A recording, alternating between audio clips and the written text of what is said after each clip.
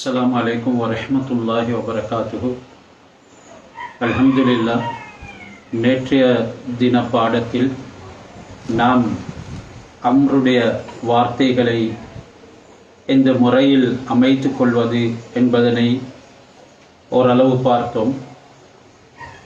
அந்த அடிப்படையில் உங்களுக்கு வேண்டிய வார்த்தையில் அந்த அம்ரின் உடைய சீகாவை, அந்த வார்த்தையை, எடுப்பினை எடுத்துக்கொள்ள முடியும். எனவே அதிகமாக வார்த்தைகளுடைய அறிமுகங்களுக்கு தேவையாக இருக்கிறது. சிலர் உருது பேச முடியுமா இருந்தாலும் கூட அதனுடைய முறை பிரகாரம் சில விடயங்களை அமைத்து கொள்ள தெரியாமல் இருப்பார்கள். நாம் இந்த விதிமுறையில் கற்றுக்கொள்வதன் மூலம் நமக்கும் கற்றுக் கொடுக்க முடியும். அத்துடனே சரியான முறையில் அந்த உருது பாஷையை படிக்க முடியும்.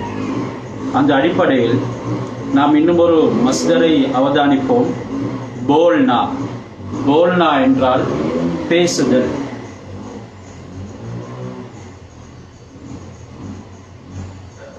போல்னா.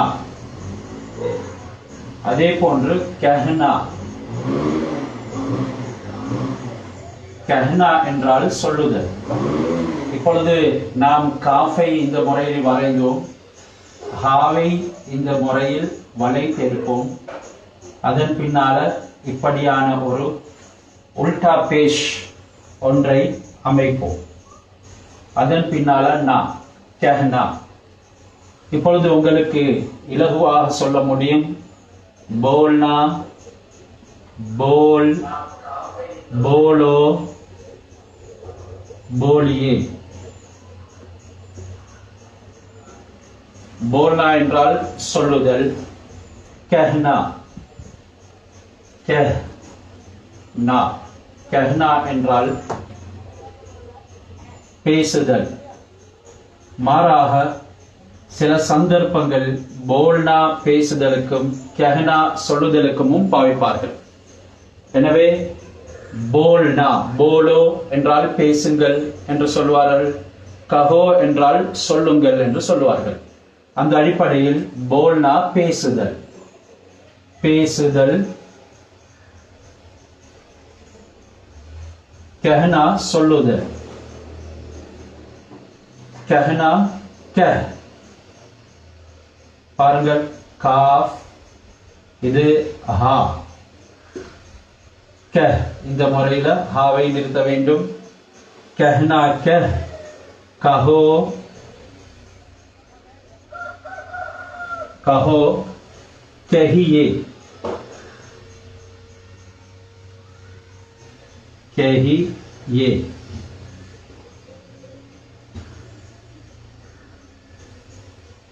மேலும் இந்த கஹ்னா சொல்லுதல் அதனுடைய மிகவும் கண்ணியமாக கூறும் பொழுது நாம் ஃபர்மாயியே என்று சொல்வோம். ஃபர்மாயியே. ஃபர்மாயியே என்றாலும் கூறுங்கள், நவிலுங்கள் என்ற கருத்து. ஃபர்மாயியே. அல்ஹம்துலில்லாஹ். அம்ருடைய விடயம் ஓரளவு போதும் என்று நான் நினைக்கின்றேன். இன்று நாம் நஹி, அதாவது விலக்கல் வினை பற்றி படிப்போம். நஹி, ப்ரொஹிபிஷன், இம்பெரட்டிவ்ல வரக்கூடியது தான். அம்ரை அமைத்து அதன் பின்னால நாம் விலக்கல் வினையை ஏற்படுத்துவோம். அதற்கு உருதுவிலும் அரபியிலும் நஹி என்று கூறுவோம். பாருங்கள்,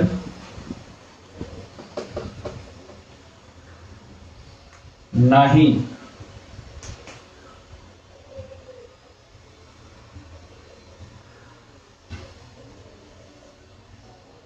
நோன் ஹாயா, நஹி.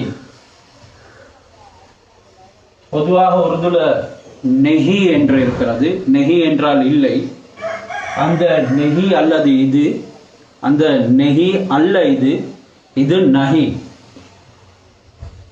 நஹ்யோ, நஹ்யுன் என்று அரபியில் சொல்வார்கள்.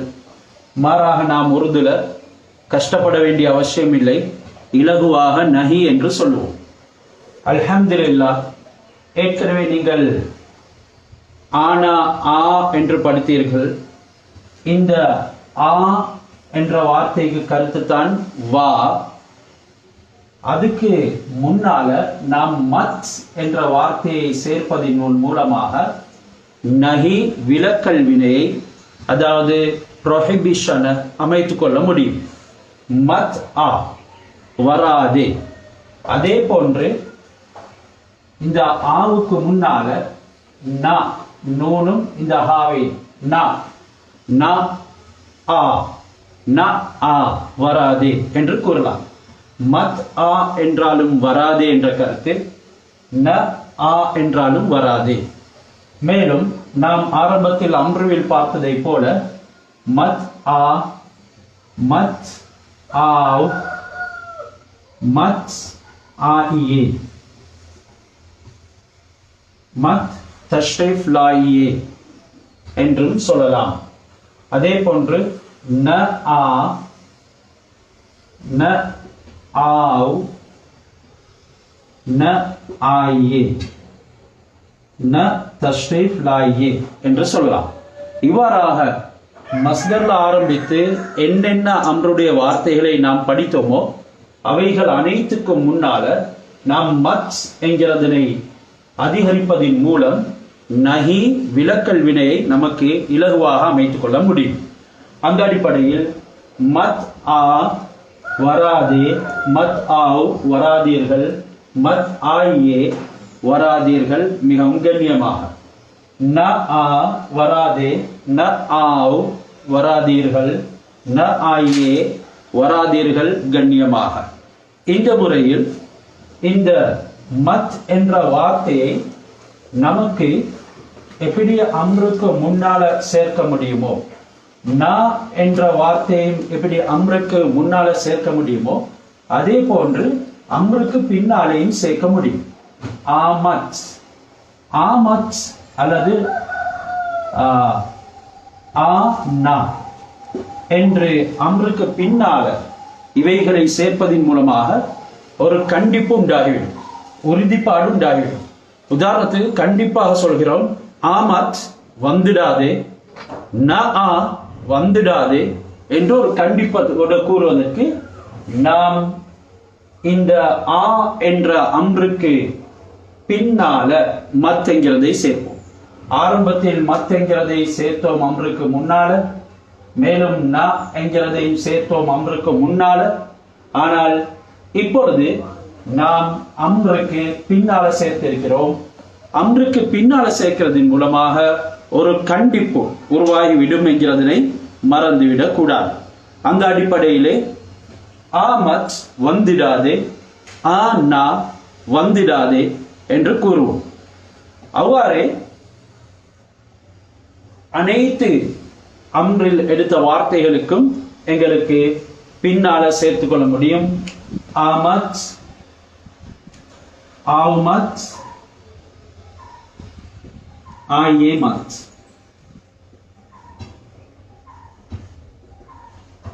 ஆனா, ஆவுனா, ஆயேனா. இவைகள் அனைத்தும் அம்ருக்கு பின்னால சேர்க்கிறதின் காரணமாக ஒரு கண்டிப்பை உருவாக்க முடியும், ஒரு உறுதிப்பாடை உருவாக்க முடியும். அல்ஹம்துலில்லாஹ், இவ்வாறாக நீங்கள் எத்தனை அம்ருடைய வார்த்தைகளை படித்தீர்களோ அவைகள் அனைத்துக்கும் இந்த சொல்லப்பட்ட 2 விதிமுறைகளில் நீங்கள் சேர்ப்பதின் மூலமாக நஹி விலக்கல் வினை, ப்ரொஹிபிஷன் உடைய வேர்டை அமைத்துக் கொள்ள முடியும்.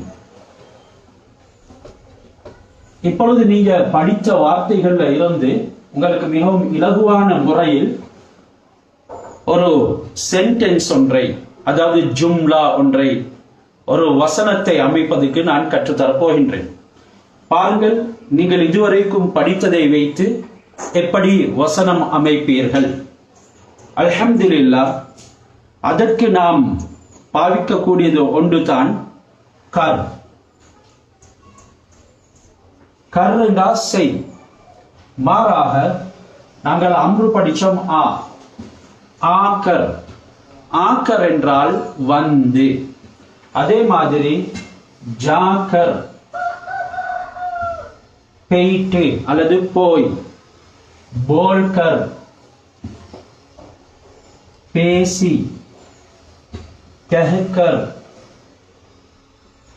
கூறி அல்லது சொல்லி என்ற அடிப்படையில் இந்த அம்ருக்கு முன்னால இந்த கர் என்ற வார்த்தையை சேர்ப்பதன் மூலமாக எங்களுக்கு ஒரு வசனத்தை அமைக்க முடியும்.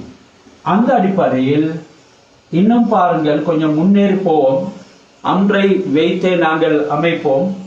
ஆக்கர் பேட்டோ, ஆக்கர் பேட்டோ, வந்து அமருங்கள், வந்து அமருங்கள், ஆக்கர் பேட்டோ. ஜாக்கர் சுனோ, போய் கேளுங்கள் அல்லது போய் செமடிங்கள். செல்கர்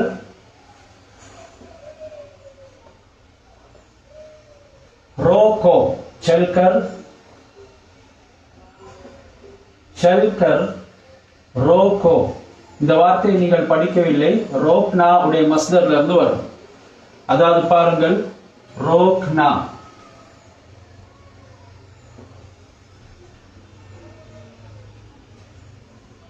ரோக்னா. ரோக்னா என்றால் தடுத்தல். ரோக்னா, ரோக், ரோகோ, ரோக்கியே. எனவே செல்கர் ரோகோ, போய் தடுங்கள், போய் தடுங்கள். பேட்கர் யாத் கரோ, பேட்கர் யாத் கரோ. உட்கார்ந்து ஞாபகப்படுத்துங்கள் அல்லது உட்கார்ந்து மனனம் செய்யுங்கள். எனவே இன்று நாம் மிக முக்கியமாக கற்ற 2 விடயங்களை மீண்டும் நான் உங்களுக்கு கூற விளைகிறேன். அதாவது அம்ருக்கு முன்னால மத் சேர்ப்பதின் மூலமாக விலக்கல் வினையை எமக்கு அமைத்துக் கொள்ள முடியும்.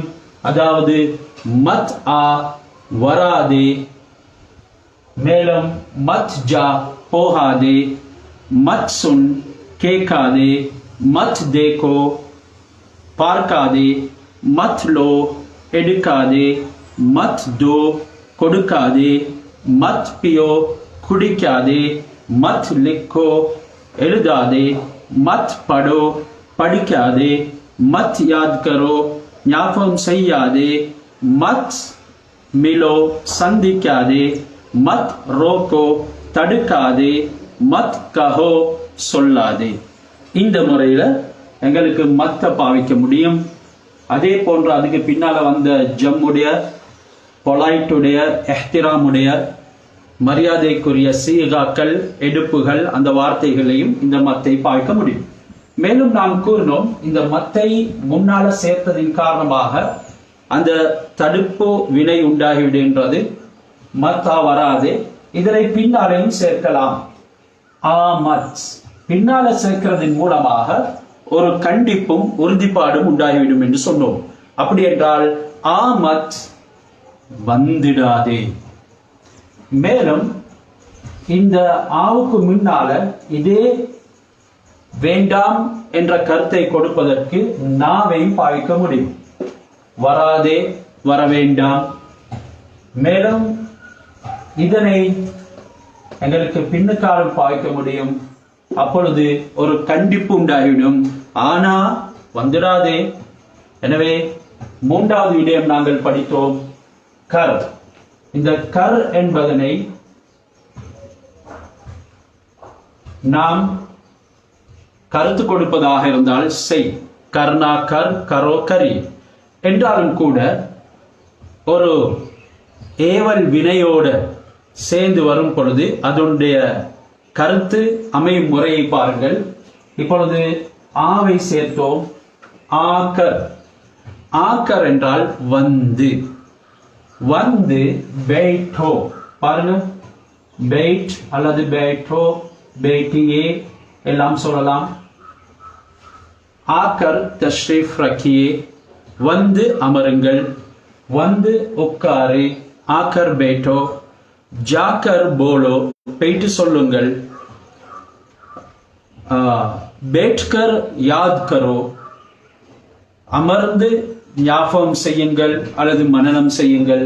இவ்வாறாக இந்த கர் என்ற வார்த்தையை சேர்ப்பதன் மூலமாக வந்து, போயிட்டு, உட்கார்ந்து, நின்று, எழுந்து என்ற வார்த்தைகளை எங்களுக்கு அமைத்துக் கொள்ள முடியும்.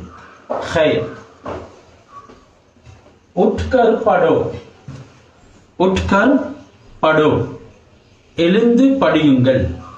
உட்னா மஸ்தர், உட்னா எழும்புதல், உட்னா உட், உட்டோ, உட்டியே, உட்டியே. இப்பொழுது எழுந்து, அதாவது நின்ற நிலைமையில் படி என்று நாம் சொல்வோம். எப்படி? உட்கர் படோ, உட்கர் படோ. அல்ஹம்துலில்லாஹ், இந்த பாடங்கள் அதிகமாக செல்வதின் காரணத்தினால் சில சிரமங்கள் ஏற்படலாம். இன்று 3 விடயங்களை படித்திருக்கின்றோம். இவைகளை நன்கு ஞாபகப்படுத்திக் கொள்ளுங்கள். மேலும் உங்களுடைய கேள்விகள் இருந்தால் யூடியூப் சேனலில் கேட்டு அதற்குண்டான தெளிவுகளை பெற்றுக்கொள்ளலாம். வாஹிர் தாவானா அனில் ஹம்துலில்லாஹி ரப்பில் ஆலமீன்.